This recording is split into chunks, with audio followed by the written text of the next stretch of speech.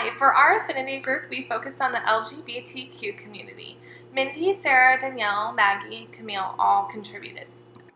LGBTQ+ is an acronym used to define a community of individuals who identify as lesbian, gay, bisexual, or transgender. It also encompasses individuals who do not conform to societal ideals of sex, gender, or sexuality, such as bisexuality, gender nonconforming, or even individuals who may be questioning their identity. The LGBTQ+ community is frequently represented in the media in both positive and negative ways. It is important to recognize how these media representations impact students and curriculum. Here are some media representations of the LGBTQ+ community. The first media we chose to look at was news. This is a news article called Controversial Sex Education Framework for California Approved Despite Protests by Colin Shelby in the the LA Times. This article discusses the new health education curriculum framework that was influenced by the Fair Education Act of 2011 that mandated all sexual orientation and identities be represented in California curriculum. It is important to note that this Healthcare Act is not a mandated curriculum, but it gives students and teachers a framework to navigate hard discussions in an age-appropriate way. The positive aspects of this are that more students are being represented in curriculum, and it helps all students gain information on their identity and body. It also increases acceptance for the LGBT community and provides teachers with tools to discuss hard topics. But showing this reaction to the new health education curriculum shows that protests reflect that parents and religious groups claim that this curriculum is not age appropriate and undermines religious values. These image and coverage of very focal fringe groups also misconstrue the purpose and intent of the curriculum. News articles such as this one can impact LGBTQ+ students. These can show the community pieces of what is happening in education that impacts our students, and individuals that read these news articles might see a glimpse from the news and they'll draw conclusions about the LGBTQ+ community. In relating to our text readings, Gay states that teachers should promote educational equity and excellence and should create a learning community of students from different backgrounds. This article shows the promotion of a more inclusive environment in schools by representing the LGBTQ+ community. This past year, Kevin Hart received backlash from tweets from over 10 years ago. This reveals how the tolerance of this type of language has changed.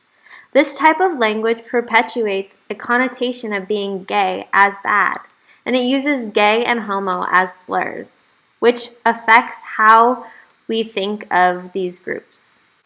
Relating to Kevin Hart's social media backlash, social media can impact LGBTQ+ students.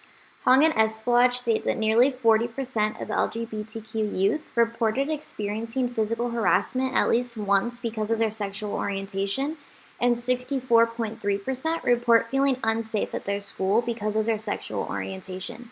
They also state that aggressive social climates, such as the ones exhibited in this tweet, contribute to an increase in homophobic bullying. Students may be bullied through social media as more and more people begin to have access to sites such as Twitter and Instagram. TLC's I Am Jazz is a reality TV show that follows the everyday life and major milestones of trans teen Jazz Jennings. It is currently in its 6th season and has received the GLAAD Media Award, which recognizes and honors media for their fair, accurate, and inclusive representations of the lesbian, gay, bisexual, transgender, and queer community and the issues that affect their lives. This TV show is an example of how media can influence LGBTQ+ students. Ornstein and Hunkins discuss how other-directed people become sensitized to others through peers and mass media.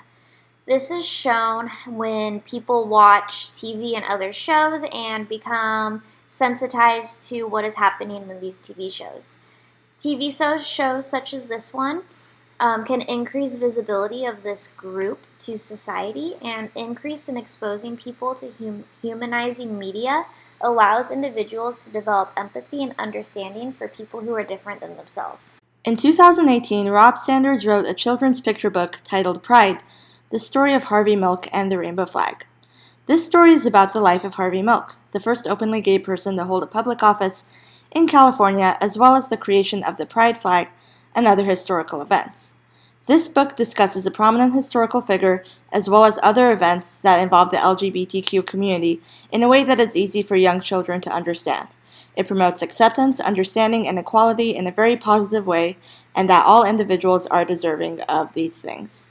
One way this book can be implemented in the classroom is through social studies lessons. As this book pertains to historical events, it falls in line with various social studies standards, and it can be included within the social studies curriculum at varying grade levels. Additionally, the book could also be read aloud to the students, and while a read aloud may be less structured than a lesson, a read aloud provides for a lower anxiety environment for students to gain knowledge. By listening to the story, students can easily and actively engage with the content and learn more about LGBTQ history. In doing all of this, the students will be able to learn about academic content and also learn how to become more empathetic, caring individuals. Ornstein and Hunkin suggest that teachers build a classroom culture. These authors suggest that teachers adopt moral character as a matter of priority and make it a goal to implement a program in which students are taught responsibility for their actions and the worth of values. The following are our recommendations and activities for the classroom. Regardless of whether or not any students specifically come from a same-sex parent household, there's a certainty that not all of the students will come from traditional nuclear families, which consist of one female mother, one male father, and their biological children of the same race.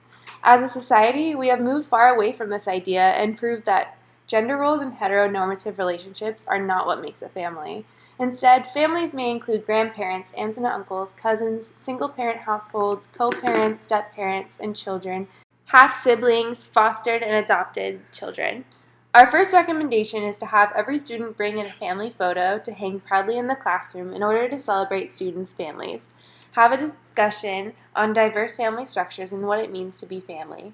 Seeing these differences up close and in person allows students to be able to feel a sense of security and belongingness in the classroom. Although most children's books don't explicitly discuss heterosexual relationships and marriage, an overwhelming majority of books that do involve human relationships are stereotypical and non-inclusive of all types of identities. Instead, many children's books reinforce notions of gender stereotypes. In order to change the NOL curriculum regarding gender and sexual identity, our second recommendation is for teachers to supplement their classroom libraries with books that include more diverse gender identities, sexual identities, and family structures. As we mentioned, Pride, the Story of Harvey Milk and the Rainbow Flag by Rob Sanders highlights important aspects of LGBTQ+ culture and is intended for a child audience. Julian is a Mermaid by Jessica Lowe is also a recipient of the Stonewall Book Award, which recognizes exceptional merit relating to the gay, lesbian, bisexual, transgender experience. So the third recommendation could be a significant events timeline. So this could be a project that the teacher provides for the students that is to create a timeline that includes the important historical events and figures for the LGBTQ community. So that could be, you could do a timeline using technology, you could use pictures, or you could do an accordion timeline. And this could go for various age groups depending on how you want to implement it in your classroom. Hong and Espelage 2012 state that nearly 40% of all LGBTQ youth reported experience physical harassment at least once because of their sexual orientation, and 64.3% report feeling unsafe at their school because of their sexual orientation. Because of these statistics, educators must reflect on how to ensure a safe and welcoming learning environment for our LGBTQ community. By reflecting on how media impacts this community, teachers can modify and use curriculum that showcases the individuals in a positive way. In doing so, teachers can help their students to become more empathetic and supportive of one another and ultimately contribute to a more just, equitable, and inclusive society long after they leave the classroom.